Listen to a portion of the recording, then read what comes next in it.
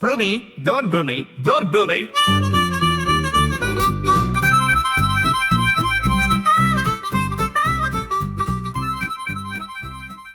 네, 또 다른 문제가 있을까요? 다음 거 같은 경우에는 뭐 조심스럽게 얘기하자면은 여전히 들려오는 인종차별과 관련된 소식들, 이 그 다음 이유가 될 것 같아요. 이거 같은 경우에는 옛날에가 물론 더 심했었고 이제 시간이 좀 더 지나면서 완화가 되는 것 같긴 하지만은 여전히 인종차별과 관련된 모습들이 있다. 물론 저는 그런 물리적인 인종차별가 있잖아요. 예를 들어서 식당을 갔는데 웨이터가 주문을 늦게 받으러다든지. 근데 그거에 대해서는 이제 견해가 반반인 곳이 있더라고요. 하나는 인종차별이 아니라 그 사람의 인성인 거죠. 그냥 인성. 게으른 사람인 거야. 나머지 반은 인종차별인데 그거는 뭐 별 수 있나요? 사람들끼리 공유하고 관광객들은 피해 가야 되는 것 같아요. 근데 그게 모든 사람들이 그러는 게 아니잖아요. 모든 사람은 아니죠. 사실 나쁜 사람이 소수이고 좋은 사람이 다수일 거예요. 뭐 언어폭력 같은 경우에는 저는 그냥 무시하거든요. 예를 들어서 중남에서는 뭐 이런 얘기 많이 해요. 치노 이런 얘기 많이 해요. 뭐 동양 네. 그 중국인이라는 뜻인데 Mira, pues me está llamando chino, soy coreano, por favor, o sea.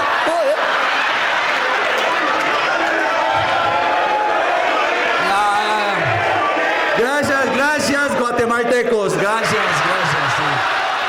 Sí. 근데 저는 그 얘기 듣고 인종차별 안 느꼈던 게 거기 있는 아시아인 사람 중에 대다수는 동양인 그 중국인일 텐데 확률 높은 말을 한 거잖아요. 그래서 저는 처음에 그런 생각 때문에 기분 나빠지도 않았어요.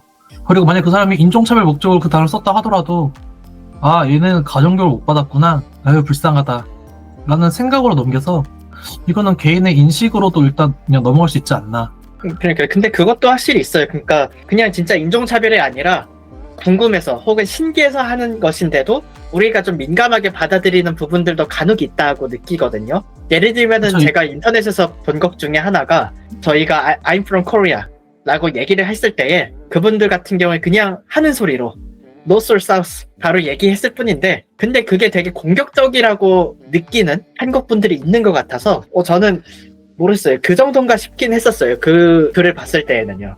저는 그거 경험담이에요. 저는 그거 경험을 해봤는데 기분 나쁘게 당연히 저도 모르겠어요. 경험해봤죠 그거는. 뭐 당연히 모르니까 물어보는 거죠. 근데 그와 다른 예시로 또 그것도 있는 것 같아요. 예를 들어서 눈을 찢는 행위. 그거 모르는 애들 많아요. 그게 인종차별의 의미인 거를.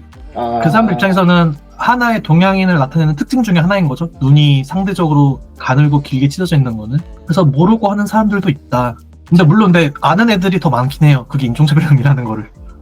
그래서 뭐 물론 우리가 그 사람들 다 속을 들여다볼 순 없기 때문에 여전히 그러한 불쾌한 경험을 할 수 있다라고 하는 측면에서는 이거 역시도 좀 부정적인 이유 중에 하나가 되지 않을까 생각을 하고 있습니다. 네, 공감합니다. 유럽 여행을 꺼리게 되는 이유 중 하나가 되겠죠. 또 소매치기에 그것도 있지 않나요? 사실 그게 제 세 번째 이유 중에 하나인데 이제 저 같은 경우엔 개인적으로 여행을 어디를 간다라고 하면은 해외 국가 중에서 무조건 치안 같은 경우를 굉장히 중요하게 생각을 해요. 그래서 치안이 좀 위험한 나라이다 라고 했을 때에는 그 국가는 애초에 해외 여행지로 고려하지 않는 그런 수준인데 이제 유럽도 치안이 괜찮다라고 우리 흔히들 얘기를 하잖아요. 그러한 중범죄와 관련되어서는 치안이 훌륭한 거는 맞는 것 같은데 대신에 경범죄와 관련되어서 유럽의 치안이 괜찮은지 모르겠어요. 그리고 그게 괜찮다 하더라도 앞에 얘기한 인종차별과 좀 연결되어서 그게 우리에게 해당이 될 수 있는 건가? 그 치안 좋음이. 이거에 대해서 저는 의문을 제기를 하고 싶습니다. 저는 이거에 대해서 항상 갖고 있는 견해가 저희가 한국 사람이라서 그렇습니다. 한국 사람이라서 그게 불편한 거예요. 외국인들 입장에서는 그거 항상 조심을 하잖아요. 그게 네. 몸에 패시브로 붙어 있더라고요. 그건 맞아요. 내가 만약에 유럽 사람이었어 봐. 태어날 때부터 그걸 조심하는 환경이었어 봐. 그걸 좀 이제 좀 당연하게 여기는 거죠. 네. 내 대학 동기가 이제 포르투갈, 스페인을 둘이서 여행을 다녀왔어요. 이제 동기 둘이서 맥도날드 가가지고 햄버거 먹는데 이제 한국에서처럼 습관적으로 테이블 위에 핸드폰 올려놨었대요.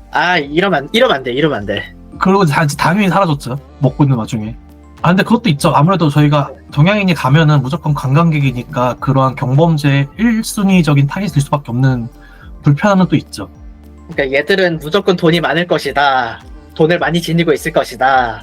그쵸. 돈 가지고 있는 관광객이니까 네. 아무래도 아시아인으로서 이제 유럽 여행이 과연 그 정도인가 했을 때 그 경범죄가 어느 정도 해당은 되겠네요. 왜냐면 타겟이 무조건 되네. 저도 지금 생각이 바뀌었어요.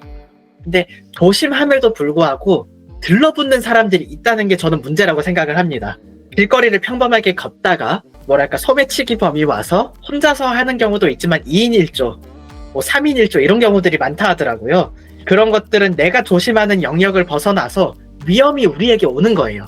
그거에 대해서까지 스트레스 받아가면서 우리가 여행할 필요가 있는 건가? 라는 얘기인 거죠, 저는. 그런데 그걸로 따지면은 그러면 에드가 씨는 아시아밖에 여행 못 하세요. 아시아 말고는 다 있는 것 같아요.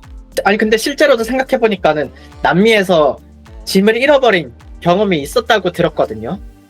뭐 이제 유럽과는 다르지만은 거기도 이제 그러한 위험들, 뭐 인종차별이라든가 경범죄 위험들이 많이 있죠.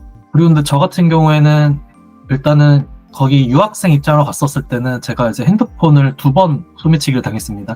한 번은 딱 이거였어요. 간지 한 달 만에 버스 안에서 네. 이게 딱 있는데 제 핸드폰을 어떤 꼬마애가 내리면서 휙 낚아치더라고요. 제가 손에 쥐고 있었는데.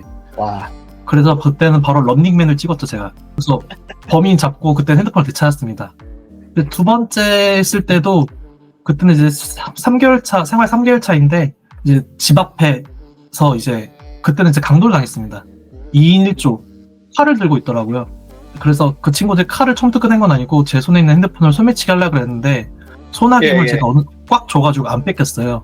그래서 안 뺏기니까 옆에 있는 2인 1조의 한 명이 이제 두꺼운 식칼을 쓱 꺼내서 제 팔을 찌르더라고요.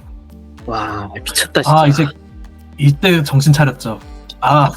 이거는 내가 지금 객기 부릴 때가 아니라 놓아야 될 그래서- 때다 이건. 바로 핸드폰 놔주고. 아. 그게 하나 있었고 다른 하나는 이제 관광객으로서 갔을 때 버스를 타고 다른 도시로 이동하는 야간 버스를 타려고 했는데 버스 터미널에서 캐리어가 잠깐 3초 한눈판 사이에 사라졌습니다. 말이 안 나온다. 그쵸. 근데 유럽에서 뭐 캐리어 정도의 위험까지는 아니겠지만은 뭐 핸드폰이나 그런 지갑 소매치기 정도는 예. 충분히 있을 수 있는 위험이지 않나. 특히 2인 1조로 활동하면은 그죠. 걔네들 손기술이 장난 아닐 거란 말이죠. 사실 그걸 예. 미리 뭐 방비한다 하더라도 쉽게 대처하기가 쉽지는 않은 것 같아요. 그렇죠. 그래서 이런 것들이 없으면 참 좋겠는데 뭐 어쩔 수가 없죠. 저희의 의지는 아니죠 그런 게. 혹시 다른 부분도 또 있나요? 가볍게 얘기하자면은 이제 날씨와 관련되어서 기후와 관련돼서 저는 얘기를 해보고 싶어요. 이제 유럽 같은 경우에 날씨가 되게 우리가 좀 유럽에 대해서 생각하면은 맑은 하늘, 맑은 공기 이런 것들을 되게 많이 생각을 하거든요.